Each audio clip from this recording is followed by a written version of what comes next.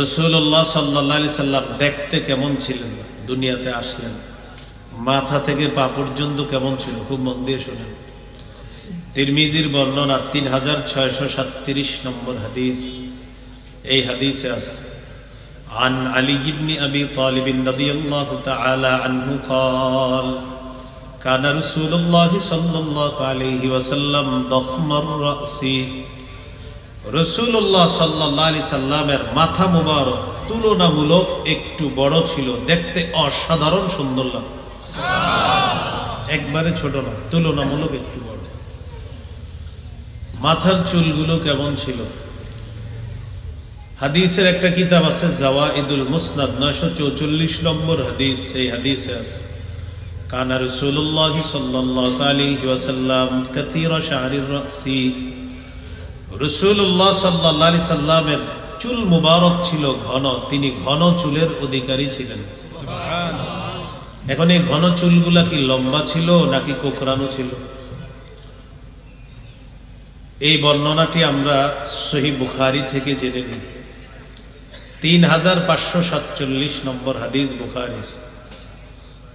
এই হাদিসের মধ্যে আছে عن أنس بن مالك رضي الله تعالى عنه قال لا بالجعد القتت ولا بالسبط। নবীজির চুলগুলা একেবারে কোকড়ানো ছিল না, আবার একেবারে সরু লম্বাও ছিল না। তাহলে কেমন ছিল? কে কয় মিডিয়াম? আমি কি কইছি মিডিয়াম? আমি বলছি না, আমি নিজে থেকে কিচ্ছু বলি না, আপনাদের দোয়ায় আমি যা বলবো হয়তো আল্লাহ বলছে, না নবী বলছে, আমি কিচ্ছু বলবো না। মাথায় রাখবেন, দোয়া করতে থাকে না।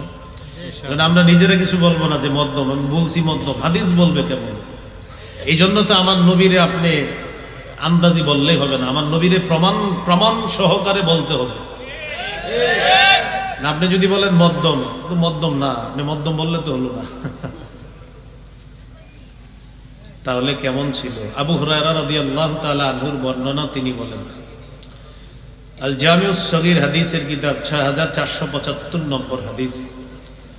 عن أبي هريرة رضي الله تعالى عنه قال كان شعر رسول الله صلى الله عليه وسلم رجلا وفي رواية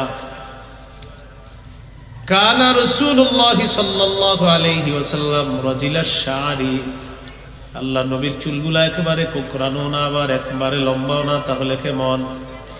আবু হুরায়রা বলেন মধ্যম বলতে নবীর চুলগুলা ছিল এমন হালকা ঢেউ খেলানো, বাতাস ছাড়াই নবীর চুলগুলা যেন হালকা ঢেউ খেলে।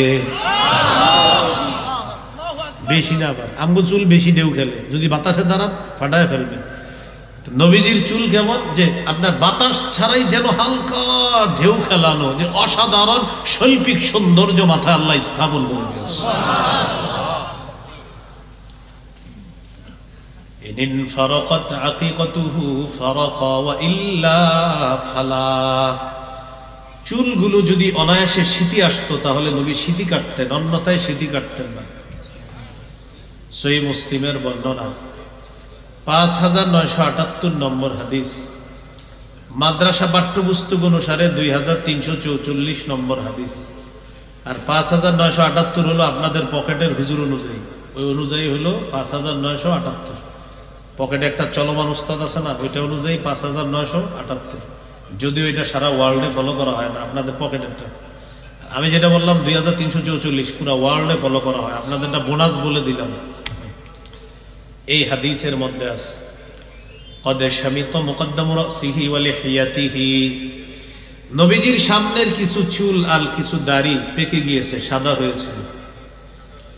কানা ইদা তাহানা লাম ইয়াতাবাইয়ান। নবী যদি চুলের মধ্যে তেল লাগাইতেন তাহলে ওই সাদা চুলগুলা দেখা যাইতো না, তেল লাগাইলে দেখা যাইতো না। ওয়া কানা ইদা শাইতা রাসুহু তাবাইয়ানা। আর যদি চুলের মধ্যে তেল দেওয়া না থাকতো, অগোছালো থাকতো, এলোমেলো থাকতো, তাহলে ওই চুলের সাদা অংশগুলা দেখা যাইতো। বেশি না, আবার হালকা। এখন এখানে একটা কথা, এলোমেলো চুল মানে আমার আপনার এলো মানে অসুন্দর। আমার আপনার চুল এলোমেলো থাকলে আরেকজন বলবে এই মেয়ে চুল আছড়াও না কেন। আমার নবী তেল দেওয়া চুল এক সুন্দর, তেল দেওয়া না আরেক সুন্দর, অগোছালো আরেক সুন্দর। আমার আপনারটা না, আমার আপনার মানে যে যদি একটু অন্যরকম রাখি অসুন্দর, নবী যেভাবে রাখবে সেভাবেই সুন্দর। এই হলো রাসূল সাল্লাল্লাহু আলাইহি সাল্লামের চুলের বর্ণনা। এখন চুলগুলা কতটুকু লম্বা ছিল বলেন আমার সাথে? ওয়াফরা, লিম্মা, জুম্মা। ওয়াফরা, লিম্মা, জুম্মা। বলেন কানের লতি পর্যন্ত অথবা অর্ধকান পর্যন্ত লম্বা চুলকে ওয়াফরা বলে।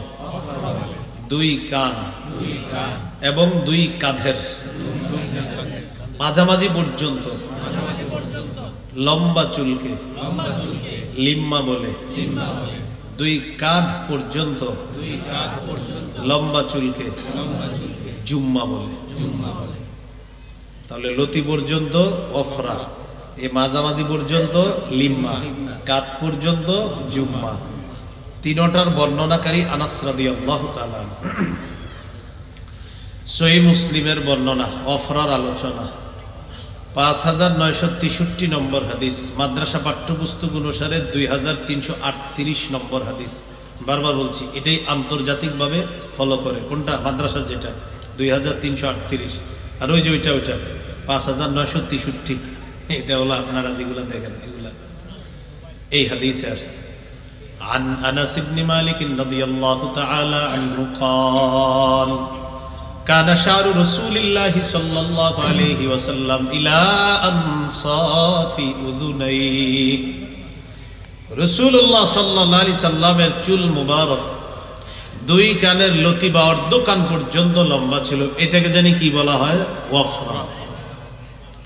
দুই নাম্বার লিম্মা।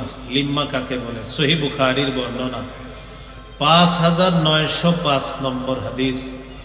এই হাদিসের মধ্যে আসছে عن قتادة رضي الله تعالى عنه قال سألت أنس بن مالك رضي الله تعالى عنه عن شعر رسول الله صلى الله عليه وسلم। আমি সাহাবী হযরত আনাসকে আল্লাহ নবীর চুলের ব্যাপারে জিজ্ঞাসা করলাম। হযরত আনাস জবাব দিলেন, আল্লাহ নবীর চুলগুলা কানা বাইনা উযুনাইহি ওয়া আতিকিহি ওয়া ফি রিওয়ায়াতিন ওয়া আতিকাইহি। আল্লাহ নবীর চুল দুই কান আর দুই কাঁধের মাঝামাঝি পর্যন্ত লম্বা হতো। দুই কান আর দুই কাঁধের মাঝামাঝি পর্যন্ত লম্বা হতো। এটাকে কি বলা হয়? লিম্মা। সহিহ বুখারীর বর্ণনা 5904 নম্বর হাদিস। এই হাদিসের বর্ণনাকারী হযরত আনাস, তিনি বলেন কানা ইয়াদরিবু শারু রাসূলিল্লাহি সাল্লাল্লাহু আলাইহি ওয়াসাল্লাম মানকিবাইহি।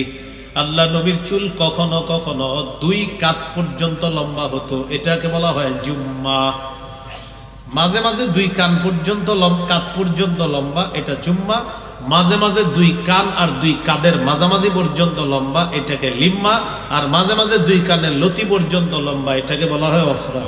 এই আওয়াজ আরো কমায় দেন, একটু কমান। আপনি দেখেন না মাইক খালি সামনে নেই, ওই যে আওয়াজ বাড়ান। আমি আর কত কমো? পৃথিবীর একমাত্র হুজুর যার আলোচনায় খালি মাইক কমাবেন, বাড়ান কেন? এত আওয়াজ বাড়ানোর মধ্যে কোনো ফায়দা নাই, সত্যি বলছি, ক্ষতি মানুষের। ওয়াজ দরকার, ওয়াজ দরকার। আমরা শুধু প্রদর্শনের যুগে আছি, এগুলা থেকে বের হওয়া উচিত। ওয়াফরা, লিম্মা, জুম্মা, এই তিনটা রাসূল সাল্লাল্লাহু আলাইহি সাল্লামের চুল। আমাদের সুযোগ থাকলে ইনশাআল্লাহ আমরা এই তিনটা সুন্নাহের যে কোনো একটা আমরা পালন করব। আল্লাহ তৌফিক দান করেন। বিশেষ করে শীতকালে আপনারা চাইলে কিন্তু আমলগুলা করতে পারেন।